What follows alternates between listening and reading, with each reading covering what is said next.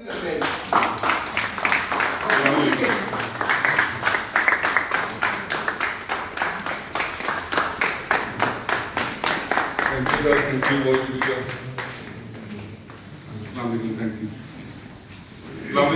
हैं सब दोस्त, ठीक ठाक हैं? थैंक यू बस इस तरह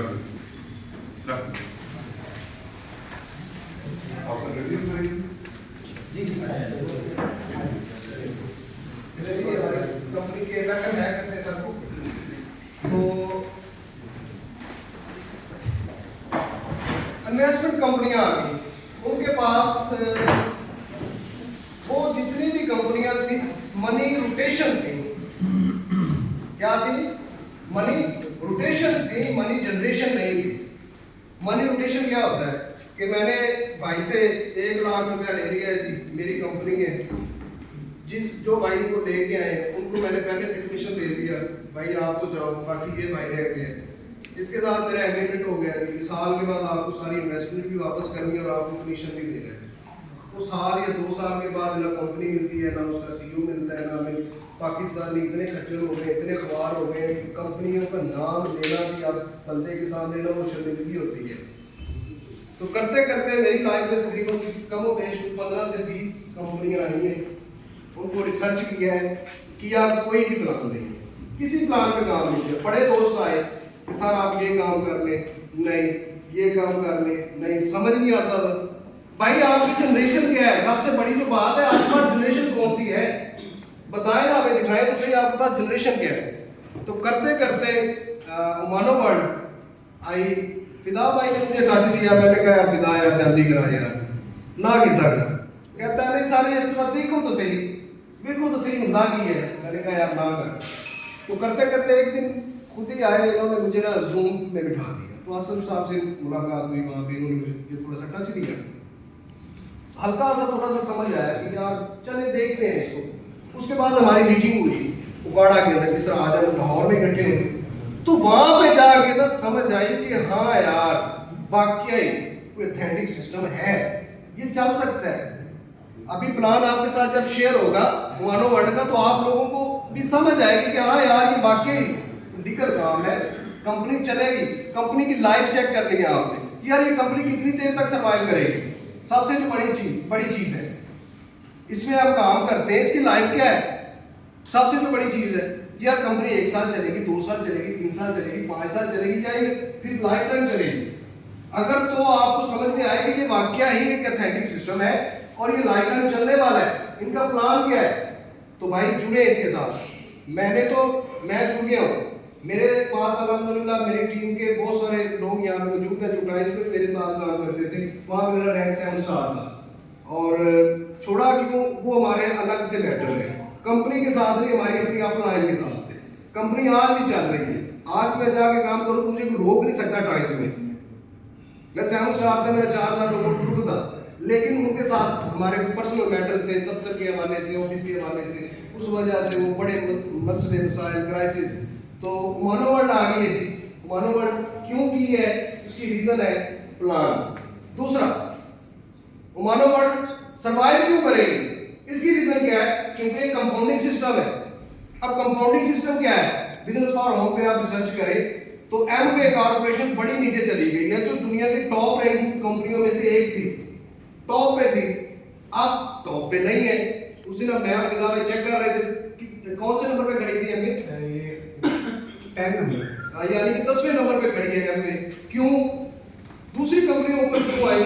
जितनी भी कंपनियां इस वक्त दुनिया के अंदर टॉप रैंकिंग में खड़ी हैं बिजनेस फॉर होम पे, वो खड़ी है कंपाउंडिंग बेस। ये कंपाउंडिंग बेस है क्या? सारा प्लान शेयर करेंगे। मैं चाहता हूँ कि मैं उनके दरमियान में और आपके दरमियान में हाय चाहते ना रहूँ, तो वेलकम करते हैं जी सारा बशीर साहब को, भरपूर तरीके से वेलकम करेंगे।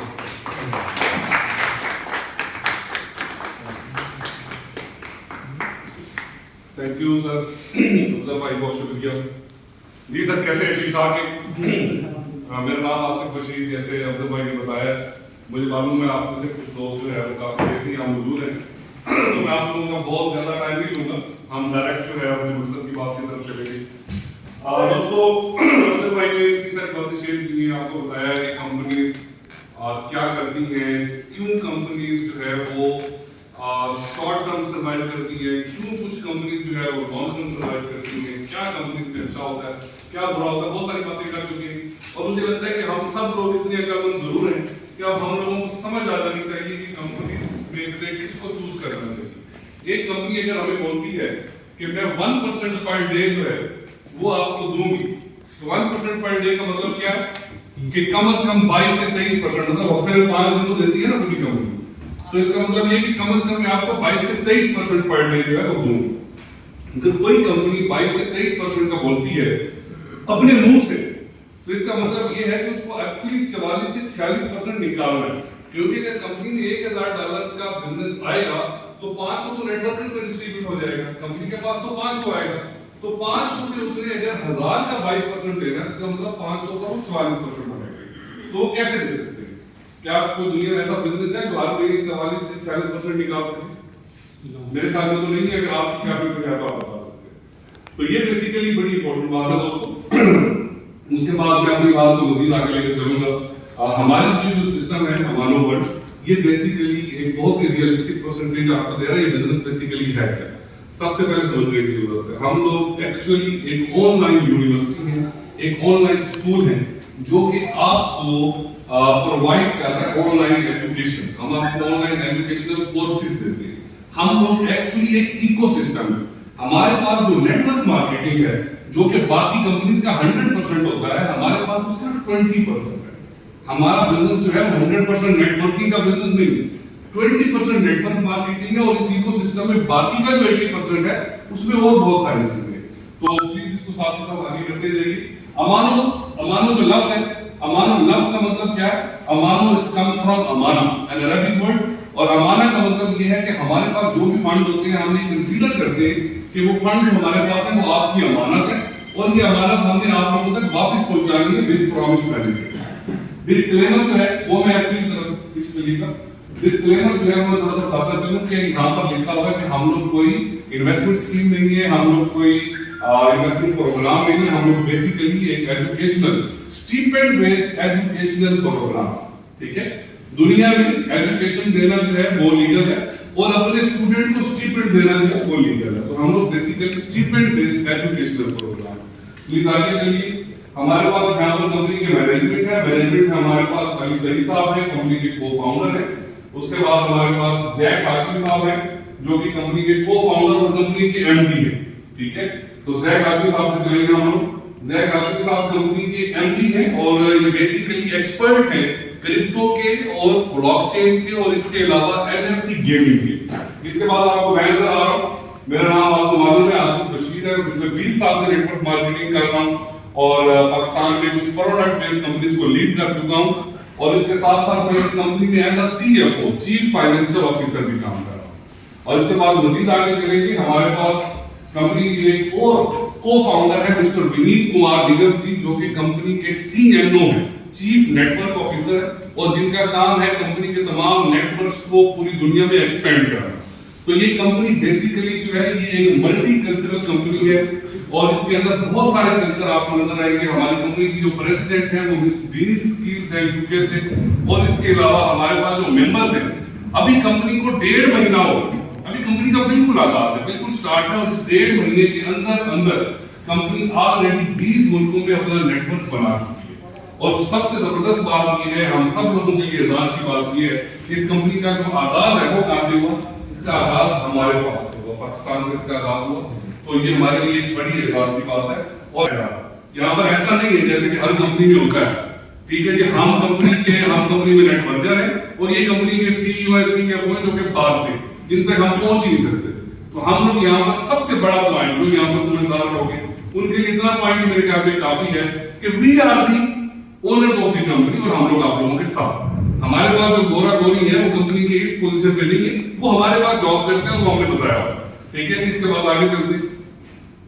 हमारे पास एक फाउंडर्स क्लब है, और ये जो फाउंडर्स क्लब है ये बेसिकली क्या है? ये फाउंडर क्लब उन लोगों के लिए, आपने सुना होगा अक्सर कंपनीज के अंदर कि उन्होंने ना एक अपना ग्लोबल पूल रखा होता है कुछ लोगों के लिए, कुछ अचीवर्स के लिए, लेकिन वो एंड पर होता है।